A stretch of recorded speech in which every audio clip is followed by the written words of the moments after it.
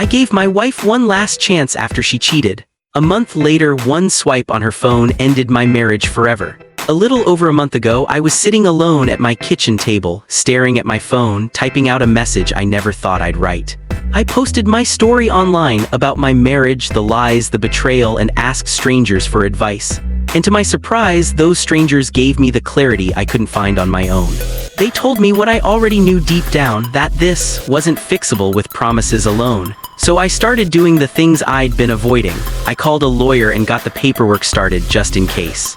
I sat my parents down one Sunday afternoon and watched their faces fall as I told them everything. I opened up to a few close friends, the ones I trusted to tell me the truth, even if it hurt. And finally, I did the hardest thing of all. I looked my wife in the eyes and said the words I never imagined saying, "I want a divorce." She broke down immediately, tears, apologies, promises. She swore she would cut him off completely, no more messages, no more just friends, excuses. She begged me for one more chance. That weekend, we stayed inside together, talking for hours. She held my hand, looked me in the eyes, said everything I'd been desperate to hear. For a moment, it almost felt normal again, like maybe the affair had just been a terrible mistake. And part of me wanted to believe that so badly that I almost convinced myself. I was tired of the anger, tired of the hurt, tired of imagining life starting over, so I gave her that chance. One last chance to prove she meant it. For about a month, things felt stable, not perfect, not like before, but peaceful enough. She was on her phone less, or at least made sure I saw her put it down when I walked into the room. She brought me coffee in the mornings, suggested we watch movies together, and slowly I let myself relax. Maybe we had turned a corner. Then came 2 weekends ago. It was a lazy Sunday afternoon. We were sitting on the couch, sunlight coming through the blinds. She handed me her phone to show me a funny video on Instagram.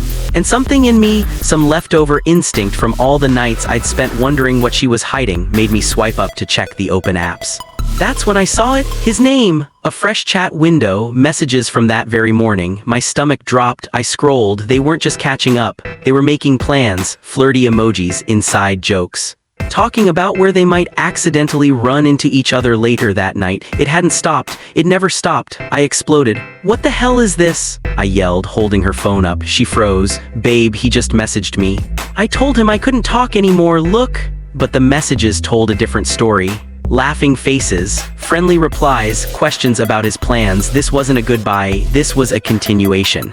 She started crying again, promising she'd block him right then, but then she said the line that changed everything. "He's still a friend though, I just wanted to say goodbye properly." And in that moment, something inside me went cold. Not angry, not emotional, just clear. I looked at her and said calmly, "No, you don't get to say goodbye to the man you cheated on me with. You block him now or we're done." She hesitated just for a second. But that second told me everything. Eventually, she blocked him while I watched, or at least that's what I thought.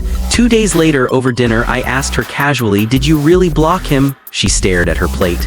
"Not yet, but I was going to, I swear." That was it. The final lie, the final thread snapping.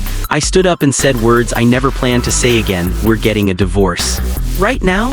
I told her we could do it the easy way, mediation, no fighting, no dragging it out. Or we could do it the hard way. Either way, I was done. She nodded. And just like that, 10 years of life together was over. Now we barely speak. The paperwork has started. The house feels emptier every day. She still tries to make me feel guilty sometimes. "You're really doing this to me?" she says, and I just answer calmly, "This happened because of your choices.